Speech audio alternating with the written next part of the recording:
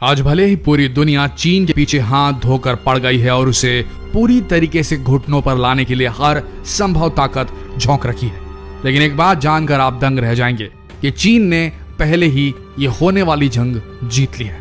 जी हाँ, चीन ने पहले ही इस दुनिया को गुलाम बना लिया है अपना। शायद आपको इस बात पर यकीन न आए, लेकिन यह सच है। आज दुनिया के हर देश में चीन अपने प्रोडक्ट्स की वजह से घुसपैठ कर चुका है। ये बात जानकर हैरान रह जाएंगे आप कि सन 2010 में, यानी कि आज से 10 साल पहले ही, हमारे इस प्लैनेट पर, अर्थ पर, पृथ्वी पर 1/3 जो भी सामान मौजूद है वो कहीं ना कहीं चीन में बनाया गया है। ये नौबत ले आई थी चीन ने, ले आई है कहना सही होगा। आज कोरोना वायरस की वजह से बहुत से देश चीन को और उसके प्रोडक्ट्स को बायकॉट करने की बात कर रहे हैं, लेकिन असलियत में ऐसा कर पाना बहुत मुश्किल हो चुका है।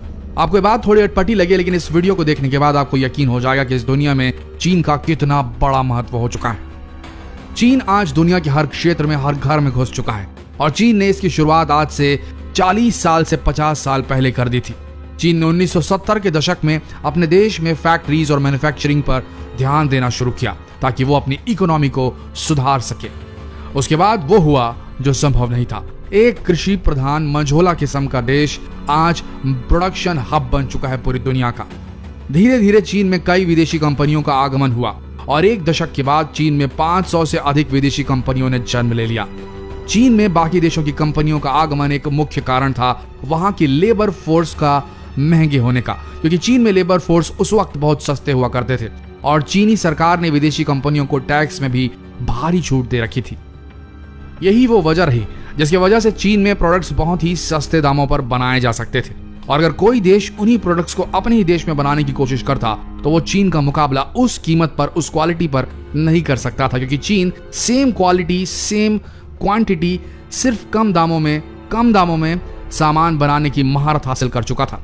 और इसी अपॉर्चुनिटी को देखते हुए दुनिया की बाकी कंपनियां भी अपने अपने कंपटीटर्स को हराने के लिए, बेहतर और सस्ता माल बनवाने के लिए चीन में अपने मैन्युफैक्चरिंग यूनिट डालने लगी।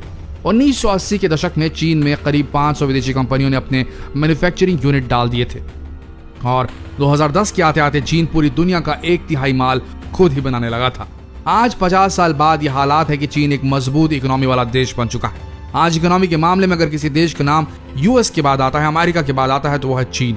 और ये सब हो पाया है चीन के सस्ते लेबर फोर्स और चीन की सरकार की बेहतरीन टैक्स नीतियों के चलते, जो बेहद आसान है नया काम शुरू करने वालों के लिए। आप इसी बात से अंदाजा लगा सकते हैं कि 1990 में चीन में एक लेबर की सालाना आय सिर्फ 10,500 रुपए थी और आज चीन में एक लेबर की सालाना आय 9,45,000 रुपए तक पहुंच चुकी है। आप देख ही सकते हैं कि कितना बड़ा अंतर है और इस बात से ये पता चलता है कि चीन में अब पैसों की कमी नहीं है, लेकिन आज की तारीख में चीन को एक मुजरिम की तरह माना जा रहा है। दुनिया का हर देश यही मान रहा है कि कोरोना वायरस चीन के वुहान शहर से निकला है, लेकिन चीन भी इस वायरस से अछूता नहीं था। इस वायरस के चलते चीन में भी लॉकडाउन हुआ था, जिसकी वजह से सारी कंपनियों को कुछ समय के लिए बंद कर दिया गया था। चीन दुनिया का एक ऐसा देश है जो सबसे ज्यादा मेडिकल इक्विपमेंट और दवाइयां बनाता है, लेकिन इस लॉकडाउन की वजह से चीन में भी दवाइयां और इक्विपमेंट बनाने वाली कंपनियों को बंद कर दिया गया था, नतीजतन जिसका सीधा असर दुनिया के अन्य देशों में पड़ा और इतना बुरा पड़ा कि जिसकी कल्पना भी नहीं की जा सकती। जैसे इस महामारी ने पूरी दुनिया को अपनी चपेट में ले लिया, तब हर जगह मामूली दवाइयां और मेडिकल इक्विपमेंट्स की बहुत ज्यादा शॉर्टेज होने लगी, क्योंकि अब तक सभी देश इसके लिए चीन पर ही निर्भर हैं और चीन से ही सभी दवाओं और मेडिकल उपकरणों को मंगाया जाता है।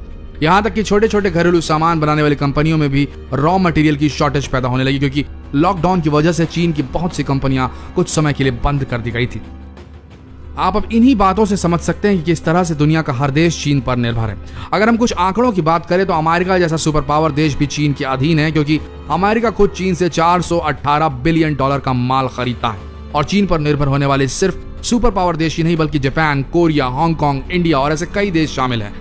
और यही वजह रही जिससे आज चीन ने पूरी दुनिया में अपनी धाक जमा दी है। आज दुनिया के 80% देश चीन पर निर्भर है। आप खाने पीने के सामान से लेकर जो भी प्रोडक्ट्स सोच सकें, लगभग हर प्रोडक्ट में कुछ न कुछ चीन के पार्ट्स जरूर मौजूद होते हैं और यही वजह है कि चीन आज से बहुत पहले पूरी दुनिया पर अपना कब्जा जमा चुका है। आज चीन दुनिया के हर घर में मौजूद है, जिसे घर से बाहर निकालना इतना आसान नहीं। आप खुद सोच के देखिए, आप दुकान में मोबाइल लेने जाते हैं, दुकानदार आपको 2 मोबाइल दिखाता है जिसमें से एक ही तरह के फीचर्स हैं, एक चीन में बना हुआ है जिसका दाम कम है और एक मोबाइल जिसका दाम ज्यादा है। जाहिर सी बात है आप कम दाम वाला मोबाइल लेंगे क्योंकि आपको कम दाम में सेम फीचर्स का मोबाइल मिल रहा है।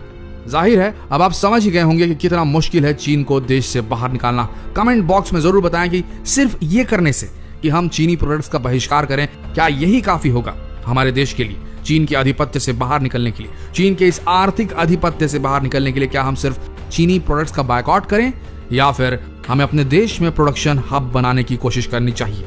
ऐसी नीतियां तय करवानी चाहिए कि नए जो व्यवसाय शुरू होते हैं, नए प्रोडक्शन हाउसेस जो शुरू होते हैं, उन्हें आसानी से काम करने में कोई भी दिक्कत, कोई अड़चन ना आए। आपको क्या लगता है कमेंट सेक्शन में जरूर